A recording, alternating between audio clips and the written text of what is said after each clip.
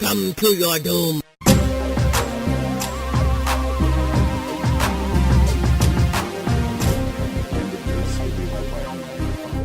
Yeah, by the end of half an episode. Yeah. What's up, folks? It's Justin here. This is Atul. And this is our Halloween episode. Ooh. Oh, God. We did that Fuck. at the same time. Fucking swear jar right there. Swear jar, quarter of the swear We were just jar. talking. We were conferring with, let's call him a consultant. Yes, yeah. And he was suggesting that we don't swear in our podcast. And it's not a bad idea. No, it isn't. It's also not quite us. So we'll probably continue swearing. We're actually quite, I'd say, restrained. Restrained. Not refrained. I refrain from swearing. It could work. It could work, It could work if you're an idiot. So, guys, So it listen. works for me. It's the Halloween season. Honestly, this is like my favorite time of year. I'm a pretty festive guy. I think I've realized that I actually like to celebrate holidays. Actually, two in particular. One being Halloween, and then the other being Valentine's Day. Yeah, St. Patrick's Day. No, I'm just kidding. I do love like to St. say I like to celebrate St. Patty's Day too, but Christmas. I actually love Christmas as well. So during this time of year, like I always there are movies I come back to visit. And I think a lot of people do this. Like this time of year evokes a certain like nostalgia. Like when you were growing up, these the summer, fall, and winter have such like distinct feelings. I feel like spring is just kind of a muddled mess. Spring. It's not really a season. It's like a transitional season, but like I'm never like, oh, I remember the spring of blah blah blah. It's always summer, fall, and winter for me. Like those are the three seasons. Spring is just this weird thing that happens for like 10 minutes in between winter. The leaves start growing back. And, yeah. Yeah, between winter and summer. Spring, summer, or fall. Right. All you got to do is come. Sorry.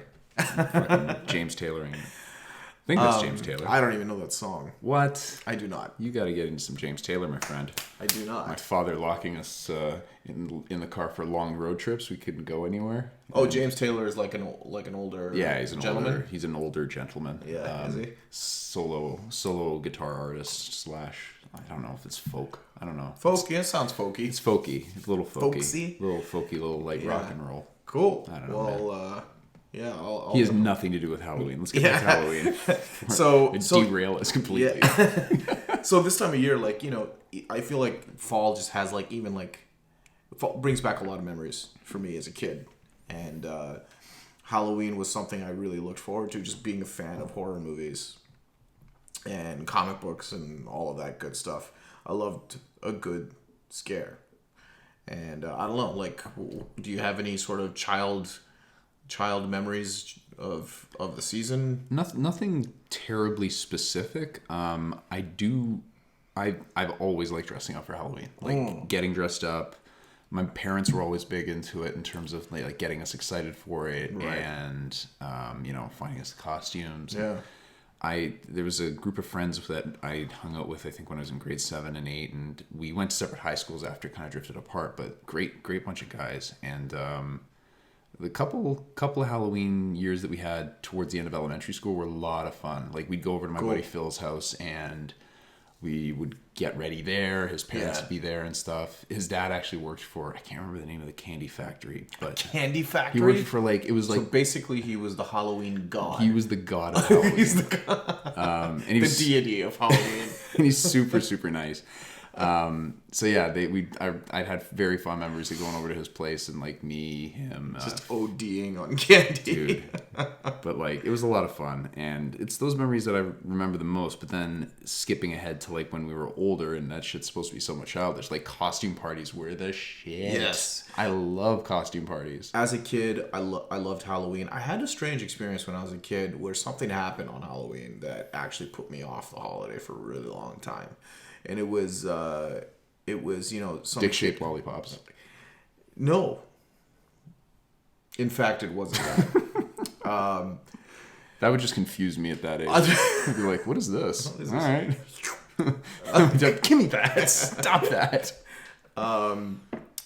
It was like we had some kids like show up at the house, like the old house, and sometimes you would get the kids that were like troublemakers, right? Just like causing trouble. And like these kids were just like, I remember a buddy of mine, these kids came to his house and they like ran into his house and like grabbed the bowl of candy and like ran out. So it's just like shit like that where it's just like, and then one time my buddy, like my other friend when I was younger, got held up for his candy, but not like not like in the movie. I think they had a gun.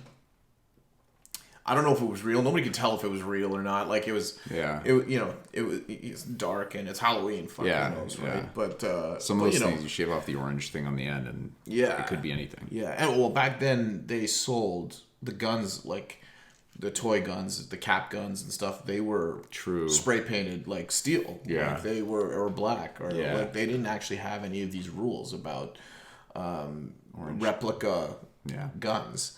So like stuff like that put me off the holiday for a while. I remember a couple of years I just didn't do anything, and then when we were in Waterloo together, we tried to do something for Halloween. Every Halloween we went out, and then in New York, oh man, New York is just a Halloween town, man. Halloween parties galore. It was great. I got back into it. It was amazing. And we'd have Halloween like horror movie nights at the apartment. A couple of a friend of mine who's in New York, we would trade apartments and basically invite a bunch of people over and watch movies. So the season itself is really special to me. Like even the smell, like just going outside, that cool crisp air, the smell, everything. It's just I don't know. It's great. I love it.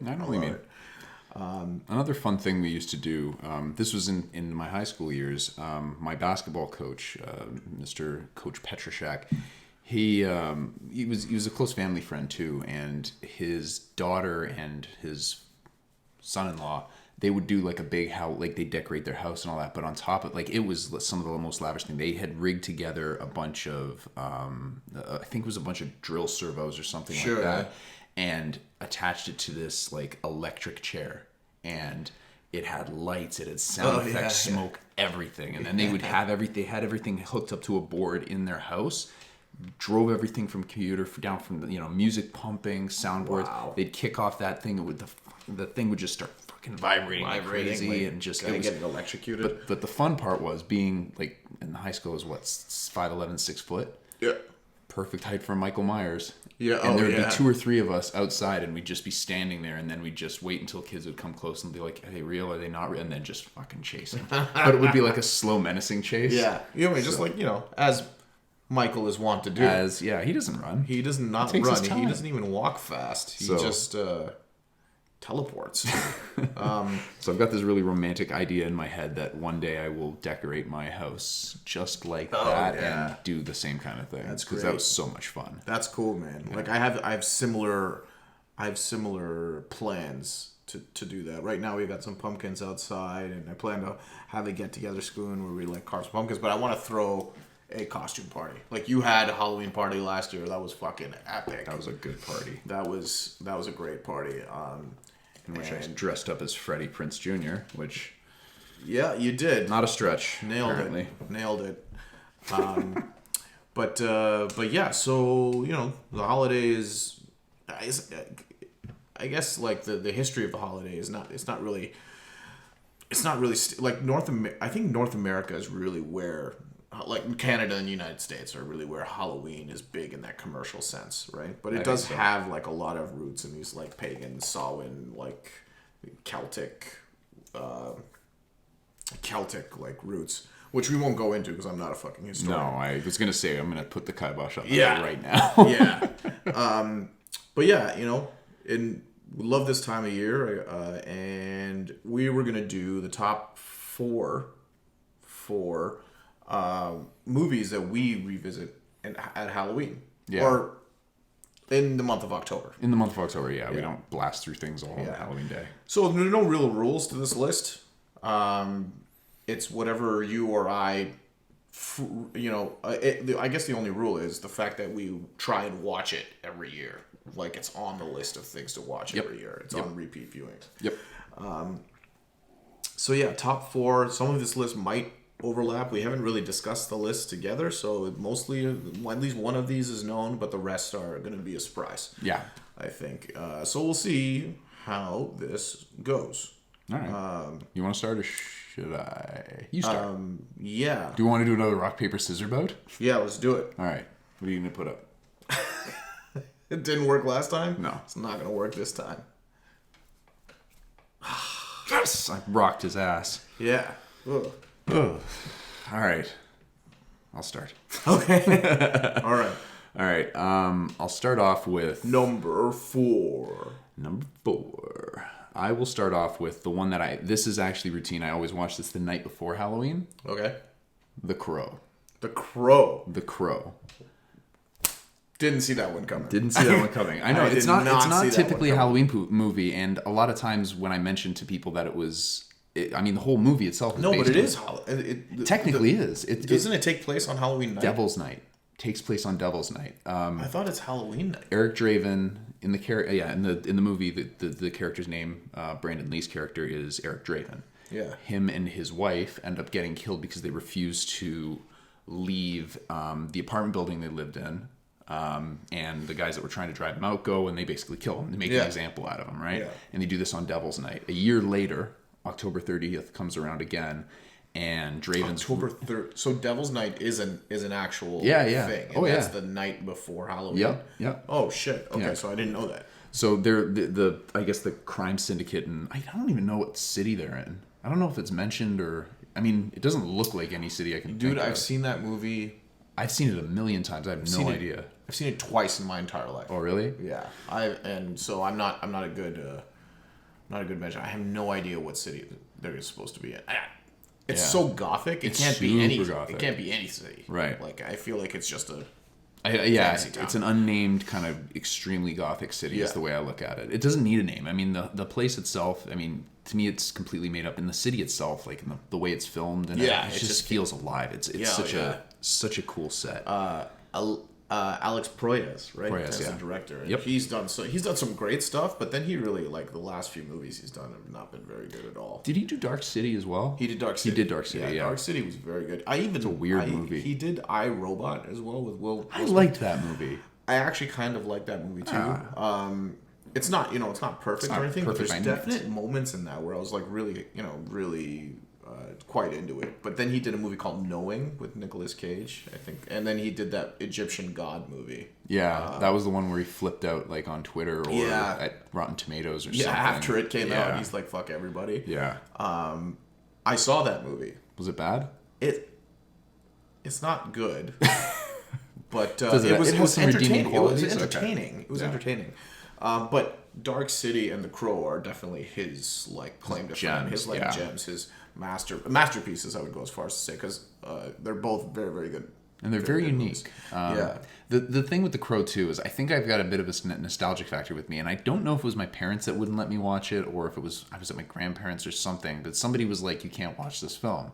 And then like 2 or 3 years later, it was on. I think it was on Devil's Night, and I was sick the night before Halloween, and that was on, and I watched it, and I fell in love with the movie. Right. I don't know what clicked with me so much. I mean, it's basically just I wouldn't say it's a run-of-the-mill revenge story because it's definitely not. But I mean, it boils down to basically a revenge story, a posthumous. I think that's how you pronounce it. Yeah. Basically, after they're dead, they come back and do something. But Should have just said that instead. Probably. Yeah.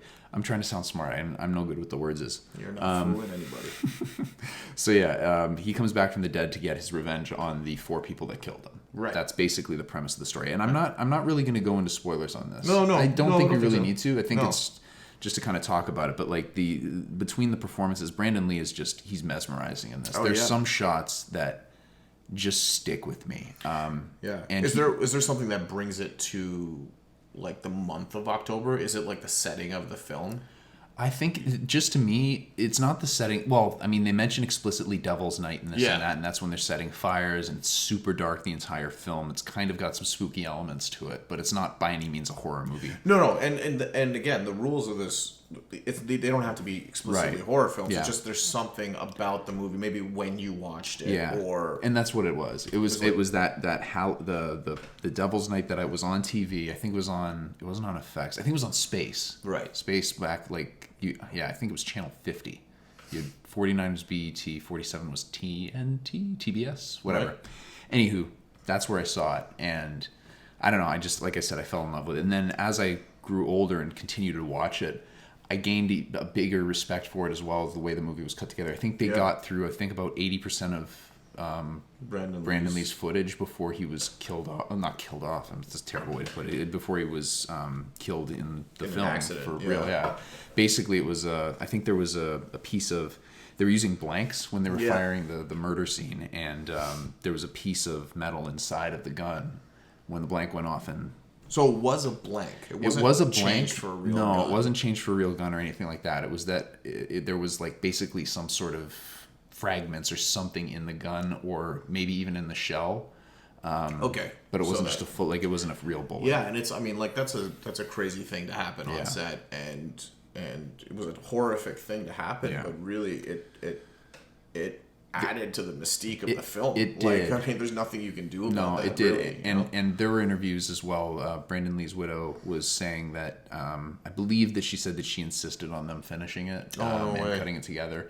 And you see, like, it's so strange. Like, the content of the movie is so related. Yeah, it's just him coming back. I think that just makes it even that more interesting for me, and a little bit more not eerie, but like supernatural. Yeah. It gives it that atmosphere. I always watch that. I absolutely love that film. Is it a perfect film? I don't think so, but it's got room for improvement, obviously. But there's so much good stuff in there too. Yeah, no, it was great. There's one shot I remember, like coming out of the building, following the Raven. Yeah. As it's flying, and like nothing like that. That was the 90s? The 90s, right? I think so. Yeah, I think it was early 90s, 93 maybe. Yeah. There's this one great shot too where he's in this pawn shop and he dumps a bunch of rings inside of a shotgun and tells the guy to get the fuck out of here, basically. And he walks out of the building. He turns around, brings the shotgun straight into the camera, and just shoots. And then you just see a spray of the rings, and then the whole place ignites, because I think he dumped gasoline everywhere or something, like, you shot something wild, explosive. Yeah. And the other thing that I want to mention is just how good Brandon Lee was, going from kind of maniacal, killer sought for seeking revenge, to just human, very down to earth. Like the when he was talking to Ernie Hudson's character, he snapped into a completely different persona. It was really, really cool. So, just, I don't know. And I mean, iconic makeup, the iconography. I don't know. I'm getting fancy here too, but the makeup and the get up, the costume, it's iconic. It speaks volumes, for sure. All right, you're up. Let's. So that's The Crows, number 1. Yeah. All right. So, and this is in no particular order of ranking. We're just naming things off. Right. I think I'm not ranking. Yeah, I'm kind of ranking, but not really. Only my number 1, I guess, is ranked. True. So number 4 for me is Paranorman. Mm-hmm. Did you ever see that? Oh, yeah. Yeah, okay. So Paranorman is a stop motion animation film by a production company called Laika. Yeah. And they did Coraline before this, and then after this they did something called The Box Trolls, and then the most recent film was Kubo and the Two Strings. All incredible movies. Especially Kubo. I absolutely love Kubo. But Paranorman hits every sensibility I have about films, particularly horror films. This hits. I've always been a sucker for like the Amblin Entertainment style of kids in peril coming of age story with real with real horror built in. So that's why I really liked, It, for example. It's good. Stand By Me. Like, there's a lot of, like, and those are both Stephen King, but... So you're the king. Stephen King is pretty good at it, and so is his son. Like, Lock and Key is another great example of that, right? Yeah. So this movie was made, like, with blood, sweat, tears, sincerity, and love. Like, and it's all set in this small town, and it's fall. And the colors are all fall. I love the movies that I watch this time of year always have that fall feel to them, whether it's pumpkins or leaves changing color, or like the it getting colder, all of that stuff. And this has that in spades. The entire color palette is like red, yellow, brown, like it's all fall colors basically. It's a beautiful, beautiful looking movie. Yep. It's like the best kind of horror movie for kids, which is I love that stuff. It's a good like icebreaker for kids. I think, to get them involved in this kind of. Yeah, it's got like an edge of real danger, great comedic moments, and like an arresting visual style. When the zombies are on screen, they have like a John Carpenter-esque like musical cue, which I just like lost my shit over. And there's a scene where the main character, Paranorman, gets a phone call on his cell phone, and his cell phone ringtone is the Halloween theme. Yeah. I remember losing my mind. Then he goes to the window and looks outside, and there's a kid standing outside in a mask, like where the clothesline is hanging, like a total, frame for frame homage to the John Carpenter's Halloween. Yeah, yeah. And he's like, he freaks out. And then the kid takes off his mask. And he's like, hey, you want to go play some hockey? Yeah. I was like, this is the best. It was like a warm blanket when I had that. Just like, I'm so at home with this film. And my ringtone for many years has been John Carpenter's Halloween. So that's really like, if you want to talk about how much it means to me, like I'm literally this kid. Yeah. Like a lot of the time. Yeah, right? yeah. So it has a great message too, like a really positive message, and the look of the film is amazing. They have these like electrical sort of ghost things. The sound is incredible. I use one of the scenes in this movie to demo my home theater, and it's at the end of the film, but so I won't ruin it. But it's beautifully put together, and really does, without it actually being Halloween, it symbolizes the fall. Like it symbolizes a lot of what fall represents for me. Yeah. So sweet. That is my number 4. Good. That's a good one. Yeah, I'm on. I gotta rewatch that. It's been a while since I've seen it. Yeah, I haven't watched it again this year yet, but I'm gonna throw that bad boy in. I highly recommend the Blu-ray. It's amazing. Yeah. It's like really beautifully put together, and the picture and sound are just top notch. Nice. All right. Cool. I will go number 3. I'm gonna go with Rob Zombie's Halloween. Ooh. I know this is a polarizing one. Like this is a weird one, but like this one just was recently kind of put onto my list, and that's I'm gonna spoiler alert for my next pick. I'm gonna go into Carpenter's Halloween as well. Sure. And you knew that going into this, that I'm a freak for that film. Right. But I'm gonna talk about Rob Zombie's one because it is so polar opposite of the original Halloween in a very interesting way though. But like it takes a couple of things from it kind of as a homage, as an homage, not homage, as an homage to the original. There are some scenes and stuff that are homage. It's very new cheese. But then it takes things in wildly different directions. Like it shows kind of like, and a lot of people had a problem with like showing where did Michael Myers come from. Like it's more of an origin story than the original a little bit, trying to explain kind of where his madness comes from. But there's obviously a supernatural element to it in some respects. Well, yeah. So here's an interesting thing. I haven't actually seen this movie end to end. No. I've seen only pieces of it. Yeah. Unfortunately, I saw the second movie. Oh, that's bad. That one was bad. Here's a weird thing. I thought I had gotten Halloween 2, the sequel, Carpenter one, the sequel to the Carpenter movie. Yeah. And I put it on, and I put it on, and I was doing something else, and I didn't notice the credits. Yeah. And then it went, they're in the hospital. I'm like, what the hell? Oh, this looks really new. And then it goes, and the scene plays out. I'm like, holy shit! I got Rob Zombie's Halloween 2. Yeah. I can't remember the guy's name, but it was Carpenter's cinematographer or someone that did, or first unit director or whatever. Rosenthal, maybe that might be the director of the second Halloween. So I saw the second one, which is just fucking batshit insane. I couldn't get on board with it. The second one is the equivalent of like zombie taking control, like Tim Burton on Batman Returns and like Joe Dante on Gremlins 2. Yeah. It's like they were just given a blank check. Yeah. And they're just like, here, do whatever the hell you want. And this was Zombie doing whatever the fuck he wanted to do. Zombie has pretty crazy films though. I mean, they're very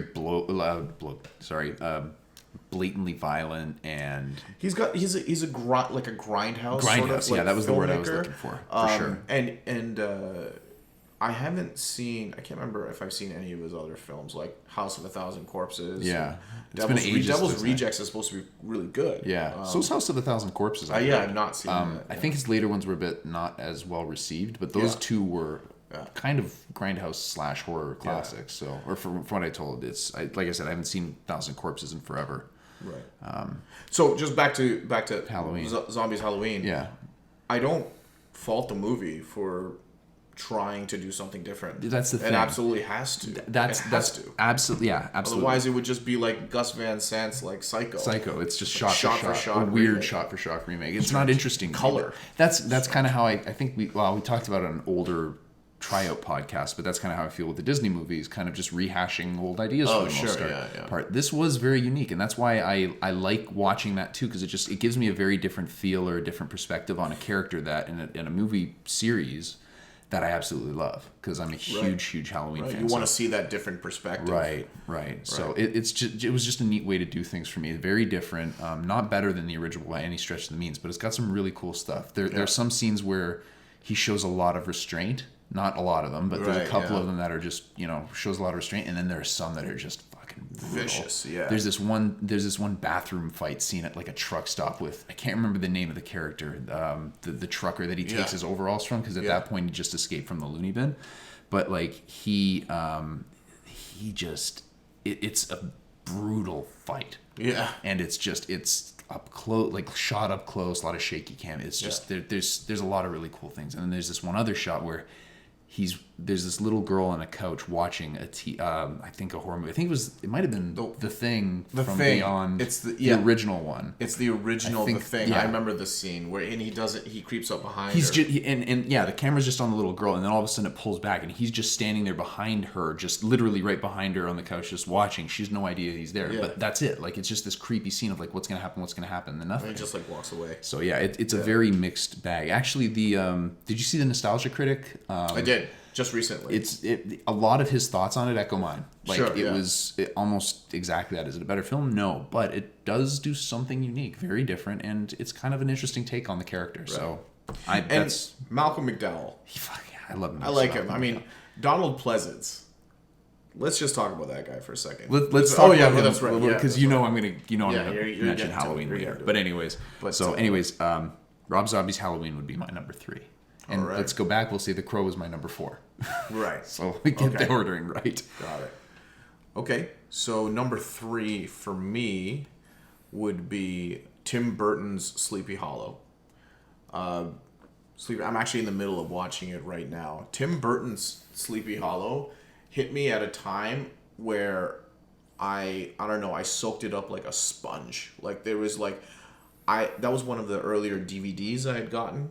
And I'd watched it over and over again on my computer, which was the only DVD player we had in the house, which was my tower, like my Pentium 1, like 120 megahertz machine or whatever. Only one Pentium, just a single Pentium. A single Pentium. Back in the day, we used to do it with one, people.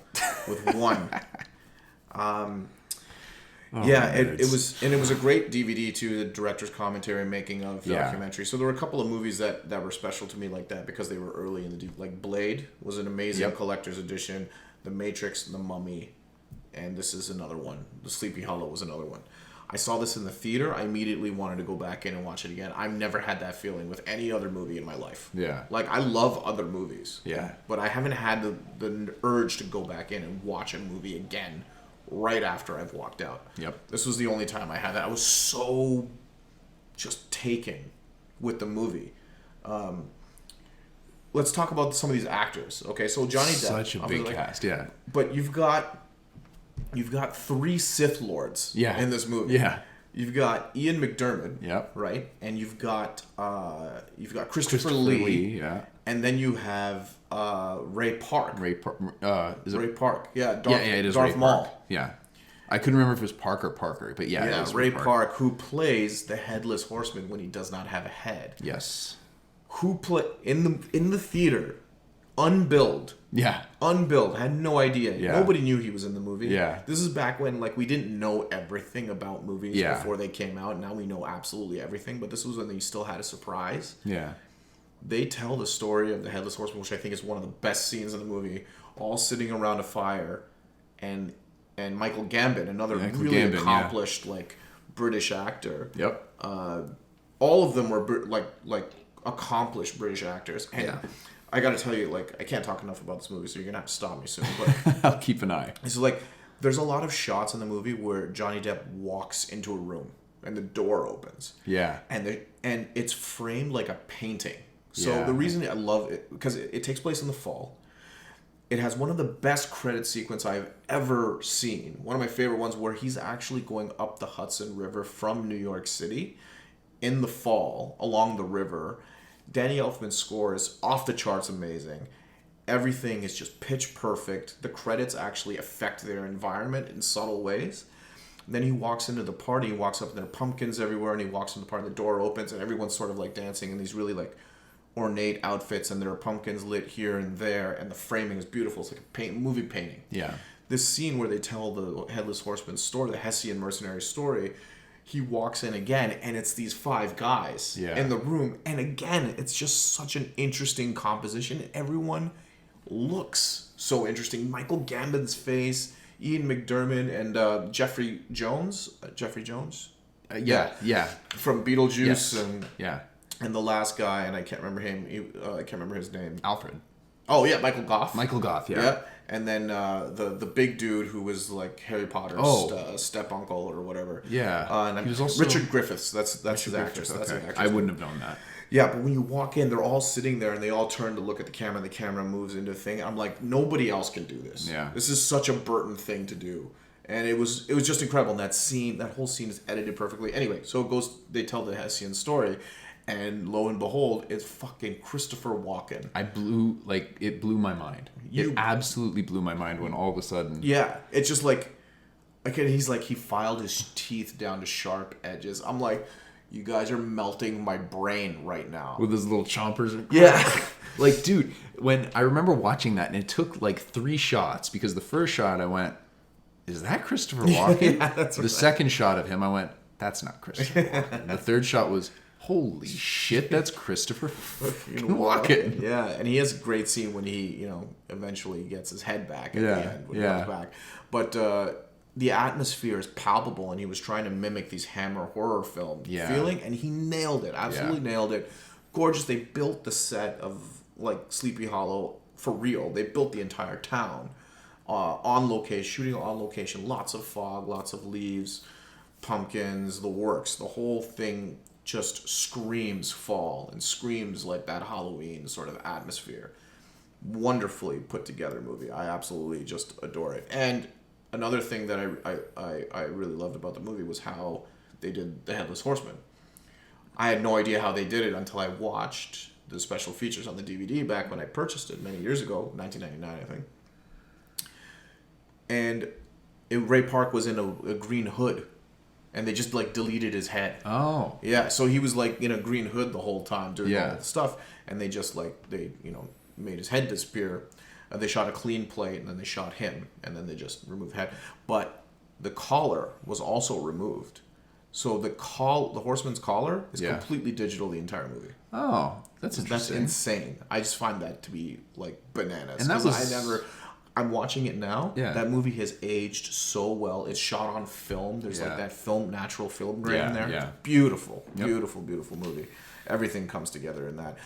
The plot, it's a little, convoluted. it's like convoluted. Yeah. The procedural portion of it sometimes doesn't all sort of connect together in like nice ways. But I'm willing to forgive all of that just because of the feeling it evokes. It still connects together. It still does. That's the thing. It's just not. It's a lot of all over the place to get to one. You can tell that Tim Burton's strength is not plot heavy. No, right? Absolutely not. He nails. Yeah, I mean, he tells the story, but it's like I think somebody else could have told it better. Yeah. But mechanically, like yes. mechanically. Yeah. But I would not have anybody else direct this movie.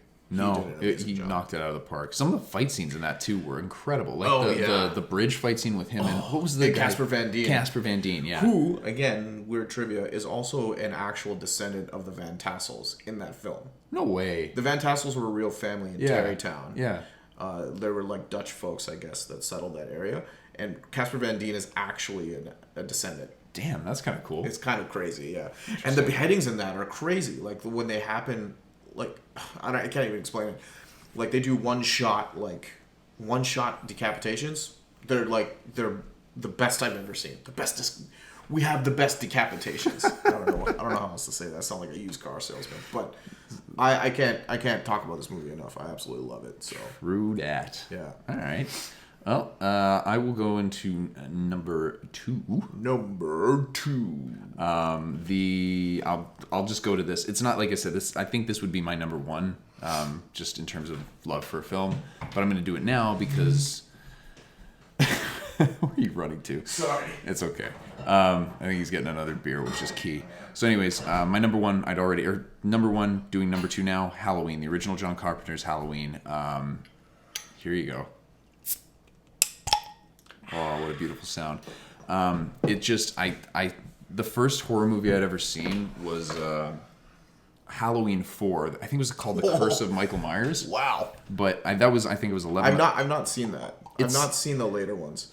I'd like to. I wonder if we talked about this on the podcast before. It might have been, I don't know, it might have been either episode 1 or it would have been like our practice runs back in the day. But basically in Halloween 4, there's this really great scene at the end where Donald Pleasance is on a staircase and he's just going, no. And it's just, you think you've seen Donald Pleasance overact in some John Carpenter films, you've never seen it until you've seen Halloween 4. Do that again. That's like he's isn't that when the kid puts the mask on? Yeah, right at the end of the film, man. All of a sudden he sees her and he just fucking loses his shit. Like it's just batshit crazy. But anyways, that was the first one. So I was immediately like hooked on this character of Michael. That's mine. Of Michael Myers. And then I had seen the original a little bit after that, and I just thought it was a friggin' masterpiece. Yeah. Like there was just something like subtle and creepy and at times just panic inducing. Like it was just crazy. What else? Yeah, so I actually saw John Carpenter's Halloween for the first time late in life. Yeah. Meaning like recently in the last like 5-6 years kind of thing. I'd never seen it when I was younger. And when I watched it again, I can tell why, it's such a classic. It's like classic in every sort of.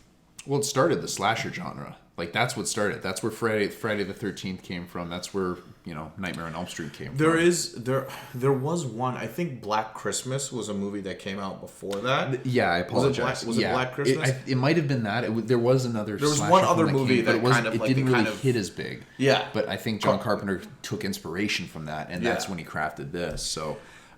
When I was saying that there was, there were times of restraint, and then there were not for the Rob Zombie film. This one is essentially the same except way better. The restraint, I would say that the restraint in this movie, like it's all restraint. Yeah, it's all restraint until it's not, and then when it's not, it's like the genie's out of the bottle at that point, right? He's already in Haddonfield. Like the restraint is basically like there's this slow build up all the way until the last like 20-ish minutes, and then when he's in Haddonfield, that's when the restraint bottle gets kicked off, right? It's the scenes of him stalking Jamie Lee Curtis's character. It just really does like kind of like ratchet the tension. Yeah. Up. Whoa. What the fuck was that? Man down. All right. Sorry, folks. I probably just had to do a bit of a cut. All of a sudden, something spooky happened. No, fuck. Something. I think we had a broken mic stand in the other room, and I think that it was either not balanced or either that or something just came down, and we have no idea what it was. And we'll find out sometime in the friggin' morning. But anywho, or later tonight. Fuck. Could if be. We're lucky. Yeah. So Carpenter's Halloween. There is one scene that just kind of it kind of makes me laugh. I know which one you're gonna say. It's the one where he's standing out in the laundry lines. That wasn't what I thought you were gonna say. No, it's the reason. Actually, when I first saw it, it didn't make me laugh. Excuse me. Bless you. It's when you made a joke about it. When I think we were in like Halloween in New York or something, and you had made a joke about it where you're like, Michael Myers, he just doesn't give a fuck, man. The guy will just stand in your fucking backyard, right in the middle of your laundry, stare up at you in the middle of broad daylight. He's one of the only like classic killers that will just stalk you in the middle of the day. He doesn't play by the rules, man. He will just hide in some bushes. He doesn't even hide. He just fucking stands out in the open. He does. The first time you actually see him in the coveralls and the mask, he's just standing there on the sidewalk, and then as soon as they see him, he just walks into the bushes, and then he's never to be seen from again. He's so gangster. That's the most gangster shit you could do. Yeah, he just walks into the bushes, and I'm like... Broad day. It's not even afternoon yet. It's like noon. Yeah, man. It's like 11 o'clock. Yeah, sun is out. Sun's out, guns out. Yeah, what the hell, man? He just doesn't give a fuck. And then we mentioned him earlier, Donald Pleasance. Oh, buddy. My God. I shot him 3 times. Was he say that in this movie? He says it in number 2. I think he said that in number 2 when he was talking. Okay. I can't remember. He says so many great things. He's like a walking, what's it called? I don't know, cliche? No, cliche. He's not a cliche. He's, God knows what he is. I just remember the scene where he's like, he spends most of that movie, like, hiding in the bushes, like outside of Michael Myers. There's a scene where he's literally doing that, and he's scaring kids, like, "Hey, get away, kids!" And the kids are just like, "Let's get out of here." Doesn't he like smile after that? Yeah, he does. Weird. That's such a strange scene. It's such a strange scene.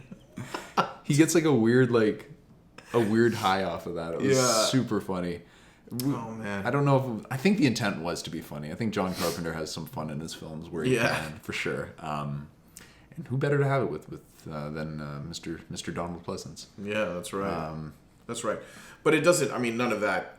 That's only funny to me because we have like made jokes about it. It's not. It doesn't hurt the film at all. The film is a harrowing like experience. And the mask, again, like you're hitting these movies that have like icons in them. Yeah. Like The Crow and this film, they last until today. People when you go out at Halloween. Yep. These are costumes you see today. Yep. Like today. you can't get those images out of your mind. They created legends, basically. And right? Jamie Lee, let's talk a quick second about Mrs. Jamie Lee Curtis. I'll just say Ms. Jamie Lee Curtis. She is the best. There's something about her in this film that, like, she's got, like, that's one thing, too, in the Rob Zombie one, they kind of try and hammer home, like, how, let's say, not pure her friends are. Right. Yeah. But, like, Jamie's a little bit more pure, or not Jamie. Laurie's the character's name in both films. Whereas this one, he doesn't hammer you over the head with it. It's just kind of like a little more subtle. It's way more subtle. That she's like the good girl. Right. She's got a streak in her, like a rebellious streak to some degree, but like she's not overly, out there like some of her friends are. In the film. So like.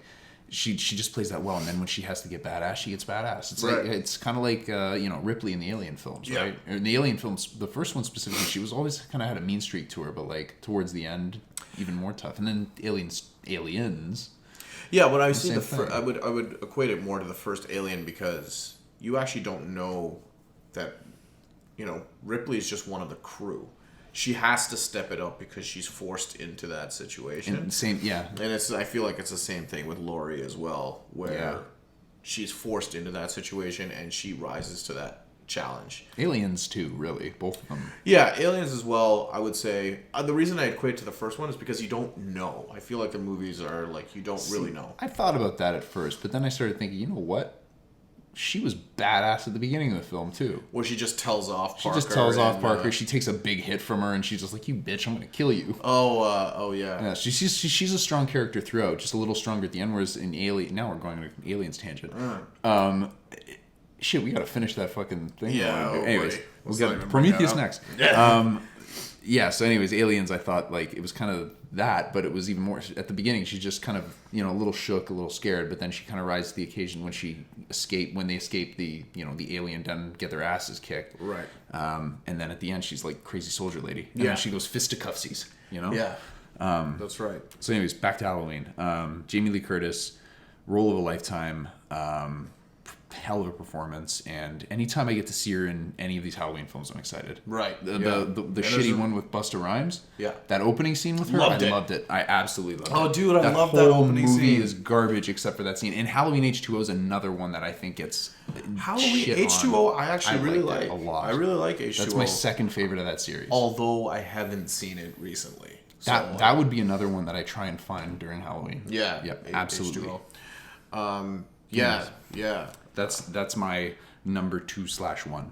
Happy Halloween, motherfucker. Thanks, Busta. Thank you, Busta. Fuck. Busta Rhymes fist fought Michael Myers and He drop kicked him. He drop kicked. Well, it was more like a standing front kick. Yeah. Because he was watching all those Hong Kong. I just wanted to see him drop a Hulk Hogan big boot after that. Anyways, a leg drop after the big boot. Yeah. Anyways, let's go. All right. What do you got? Number two. My number two is the classic. Nothing short of classic. Ernest Scared Stupid. Yes. Cinematic classic. You good call. I just finished watching this movie the other day. Actually, another movie that I saw at the right time where I wanted to watch horror films, but I like horror films that play the comedy well. Like I've always liked that sweet spot, right? And this fit the bill for me. Yeah. There are a lot of things in this. Okay, this movie is. I don't know how to say this. I know it's not a good movie. Like I know that. Yeah. But I love it. I just love the movie. I think it's hilarious. Most of the time, it's hilarious. There's some jokes that fall flat for me, but there are certain jokes that I just absolutely. Me and my brother and I both love this movie, so we always talk about it. Oh gosh, no, I've forgotten his name. Who? Jim Varney. Jim Varney, yeah. Jim Varney.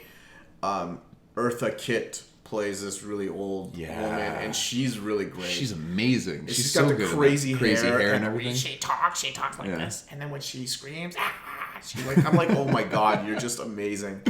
And the other thing I need to highlight in this is the practical effects are so good. I was legitimately scared of the troll. Yeah, the troll scared the shit out of me when I was a kid. The troll scared me when I was younger, and that's what I mean. Like the movie straddles that line between scaring kids, like being a movie you could watch with your kid where they can be scared but also have fun. Yeah. And Paranorman is very much like that as well.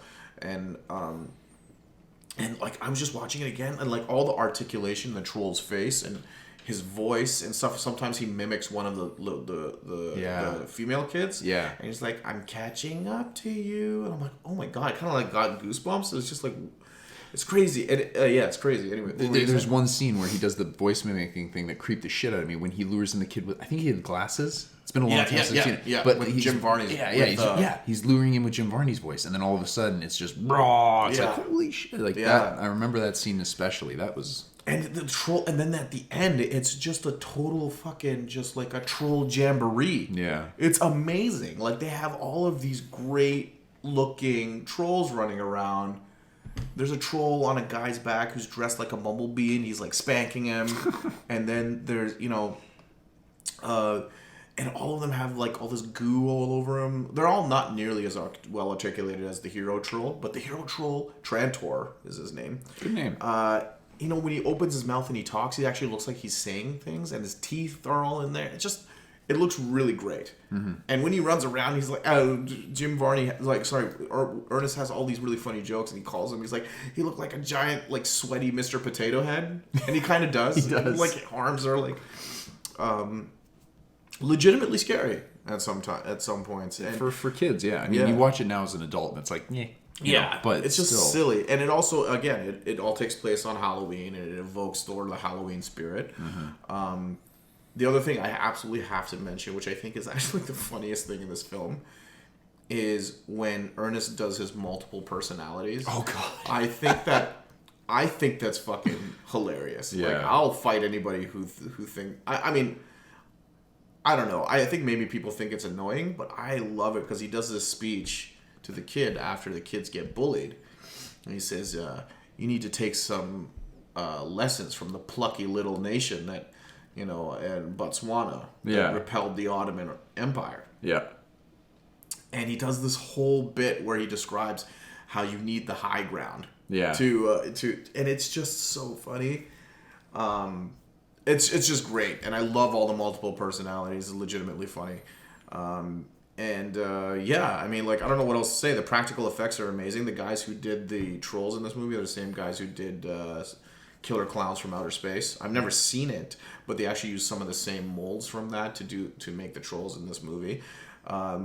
Just having seen it, I was just like an enjoyable experience. It just makes me happy, and I watch it every year without fail. So that's a good one, man.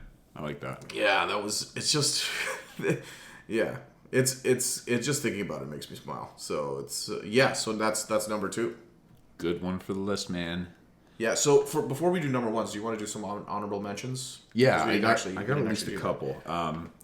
First one I'm going to mention is Freddy vs. Jason. Yeah, I wanted to mention that too. Yes. Yeah, I was actually debating like keeping bringing that on in. my list. Yeah, that was just barely chopped off my list. Man, that is such a fun movie. It's such. I love that movie. It's so great, and again, it does feel like that feeling of fall for some reason. Like I feel like it's that time of year, although it's not. I think it's in like LA or whatever in the West Coast, like in the summer. But yeah, the movie like evokes a certain atmosphere. I think the Friday the 13th, generally that atmosphere is very much related to Halloween for me in October. But yeah, no, I think it's like the best versus film we've ever had. I think I can actually say that. How many other have we had? There's obviously Batman, Superman, and I would put Batman vs. Superman, Alien vs. Predator 1, Alien vs. Predator Requiem. Yeah, true. Better than both. It's better than all 3 of those movies. Combined. I don't know about that, but... I'm not even sure what other... You know what's cool, too, is seeing the characters vulnerable in their own elements. Dude, the water, fire, symbolism, it was great. Yeah, that was a great idea. Yeah. And... look, I thought the fighting was believable. They actually fight. They fight more than once. Yeah. In the movie, there's a really great scene in that movie where the kid wakes up from a dream on his porch and looks over and his dad's head is chopped off. Do you remember that? Yeah. And then Jason's standing there and he's like, and he grabs his dad's head to like block the incoming machete attack. Yeah. Coming from. I always thought that was really, really funny. There was just something about that killed me. And then, not literally, but it was just really funny. Yeah. And the Freddy nightmare makeup, I always thought was really great. They actually gave him this nightmare look, like the Nightmare Freddy, which is like, I don't know, like really raw, burnt Freddy. Yeah. It's a good one. I really enjoyed it. Do you have another one, or did you have anything else to say about that? Or? No, we kind of hit it. I wanted to keep it short anyway. But it's great. Yeah. The one that I would add to this is The Adventures of Ichabod and Mr. Toad. Nice. Which is a weird joint Disney animated feature, but like I don't ever watch the Mr. Toad part. I just skip to The Adventures of Ichabod Crane and Sleepy Hollow. Yeah. Amazing animation, fundamental Halloween viewing for me. Always watch it every year. And it's just a classic. Great songs, great animation, great atmosphere. It's just another one of those really warm feeling when I look at it. Just brings a smile to my face. And you've seen it. I think we watched it. Yep, we watched it once. Yeah. So that was a good one. What else you got? Is it Scottish Dog Soldiers? Oh yeah. Is it a Scottish film? Yeah, it's a UK. UK? Okay. Yeah, it is UK. My bad. Sean Pertwee and I can't remember the other Spoon. No, not Spoon. What's the other? It's driving me nuts now. There's Liam Cunningham, Sean Pertwee. Yeah. Liam Cunningham is like actually hit it pretty big. He was on Game of Thrones. He's one of the characters yeah. on Game of Thrones now. and Ewan, not Ewan. It's not McGregor. No, it's, Ewan McGregor. And it was directed by goodness, what's his name? He's doing Hellboy, right? Yeah, it's Jesus, I'm blanking on Neil his name. Marshall. Neil Marshall, yes. Kevin McKidd is Kevin the McKidd. name of What's the name of the Scotch. character he played? Do you know? Cooper. Cooper, that's what it was. Shoot the dog. Shoot the dog. Shoot. Yeah. Is it my birthday? Is it your birthday? I love that scene. Oh my god, the punch out scene when he's basically they're doing like field dressing on him and basically trying to super glue one of the Kishon Pertwee's character's guts back into his belly right after they get slashed out by a werewolf. And he wants to go under, right? And he's like, Coop, just hit me. Hit me! And then Coop punches him, and he goes down, and then he immediately gets back up. He's like, "What the fuck was that?" And then he hits him again. He's just out. That's great. Like, to me, if that scene, I don't think it was. It might have been, but it seemed very ad-libbed. Oh yeah, like how he got back up. It's great. Yeah, no, it's in the animatronic effects in that movie are pretty frightening. Yeah, I have this weird fascination with werewolves. I'd say they're my favorite movie monster, but they also terrify me. Yeah, and the Dog Soldiers werewolves are pretty scary. Yeah, they're like 8 feet tall and shit. Yeah, and the big ears, ass heads. Yeah, the gigantic heads. Really fun action horror movie. Yeah, 100% agree. Yep. The last one I'd want to throw on here is one I struggled with because it was on my list and I took it off because I had to reduce things to 4. Is Hocus Pocus.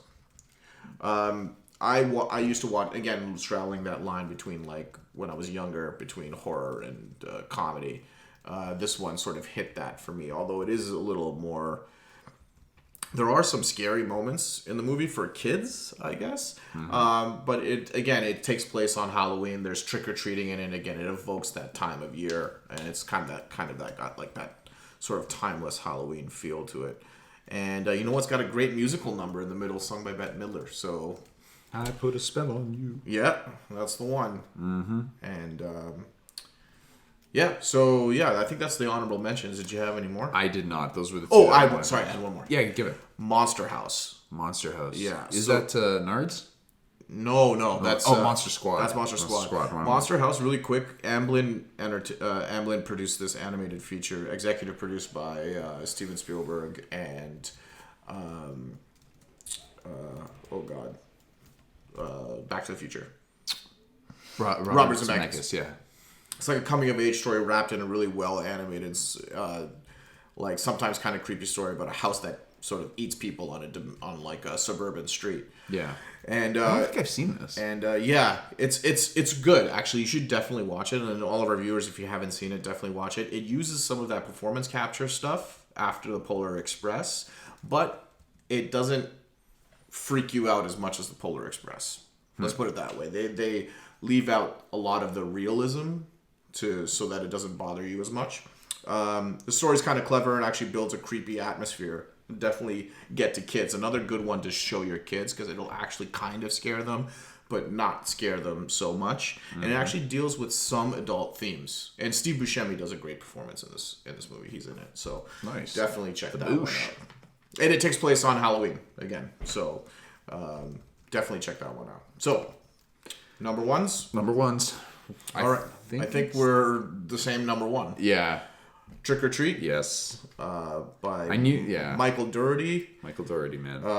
Written and directed by Michael Dougherty. I don't know what else to say about this other than there hasn't really been a film that has given Halloween a mascot. Like, there's been no other movie that's done that. And what about Halloween? Shut up. A mascot. I know where you're getting at. Go ahead. Yeah, like a mythological figure, I guess, to represent. And a character that could legitimately be a mascot for like a sports team. That's true. Yeah. Sam. That's true. Sam, right? Sam, yeah, he can also be a mascot for a team, it's like Santa Claus. You got Santa Claus for Christmas. You've got the Easter Bunny for Easter. You've got Cupid for like Valentine's Day, I think. I don't know. And now you have Sam for Halloween, all due to Trick or Treat, which is a really well done, interesting, anthology film. Yeah. In which all of the stories tie into each other. There's one sequence in this movie that I actually think is just a stroke of genius, and I think it could play as a short film on its own. It's beautifully shot. It's like a moving painting, again, kind of like similar to what I was saying about Tim Burton's Sleepy Hollow. It's the scene with the flashback with the kids on the bus. Yeah. Everything's like golden. It's beautifully shot, but the material is so dark, and it's got that sort of timeless legend campfire story sort of feeling about it. And the shot where the actual bus goes off the ledge, it's just brilliant. It just goes off the ledge, the sound cuts out, and the camera slowly zooms forward and then looks down, and you see the bus sort of going into the water. So Yeah. I don't know, what did you think of the movie? You obviously liked it. It's number one. Well, technically it's number 2.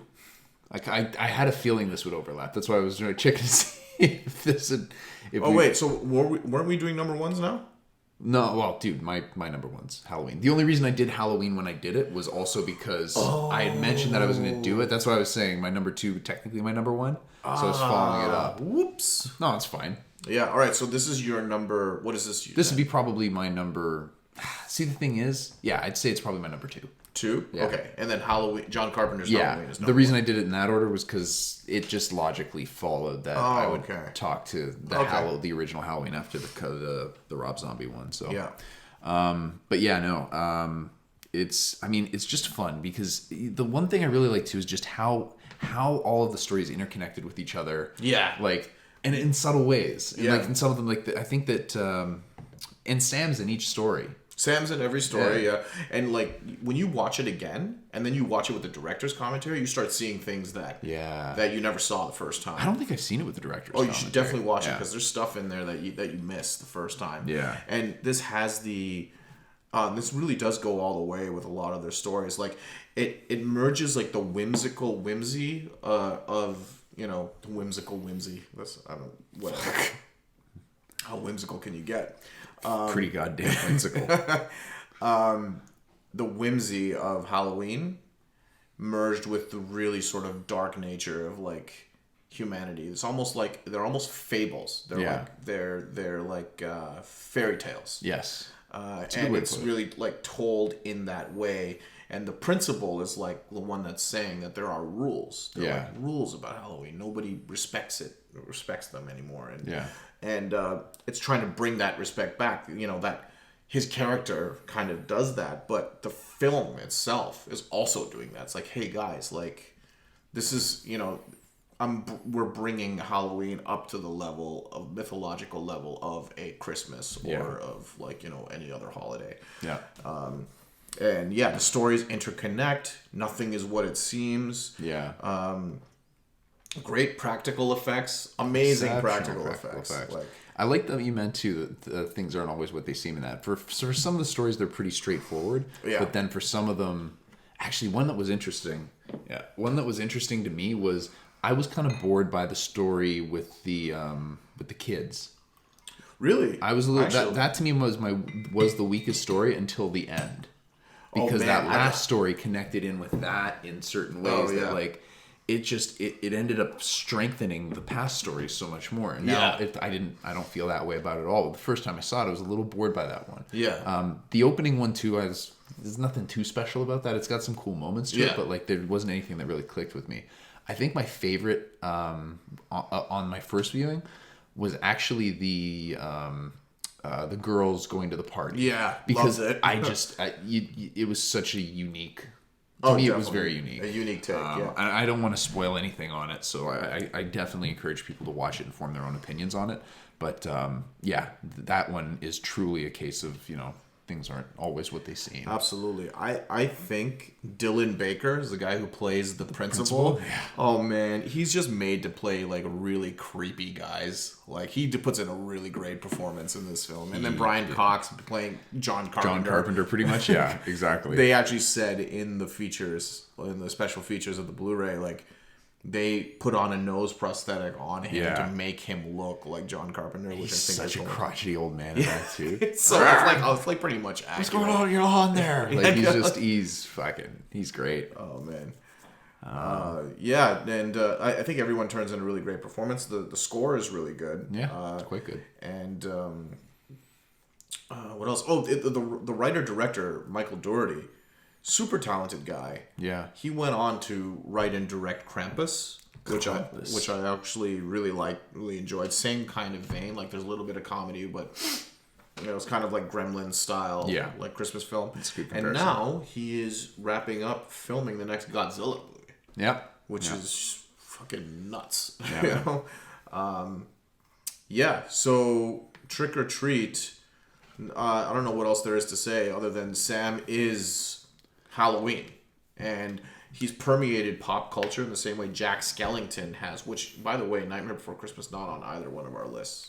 I never know where that falls. I don't know. I don't know. I know some it's people a are like Halloween it's movie. perfect for both holidays. I'm like it's perfect for neither. Yeah, I know. Like, it's a I just weird don't know one. when to watch it. I'm in the same boat. I'll watch it whenever I feel comfortable. If I have time during Halloween, I'll watch it. If I have time during Christmas, I'll watch it. I'm watching it in fucking July.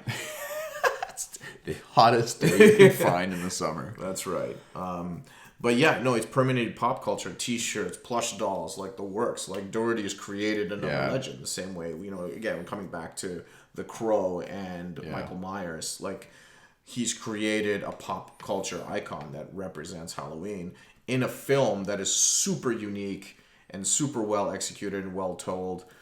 There's another anthology Halloween film that we saw 2 years ago called Tales of Halloween. Yeah. Fun, but not done as well. Not nearly as good as this. No, not by nearly any as means. good. And I was reading about some other Halloween anthology films that are coming out. Something worth mentioning I just saw before the podcast. Mm-hmm.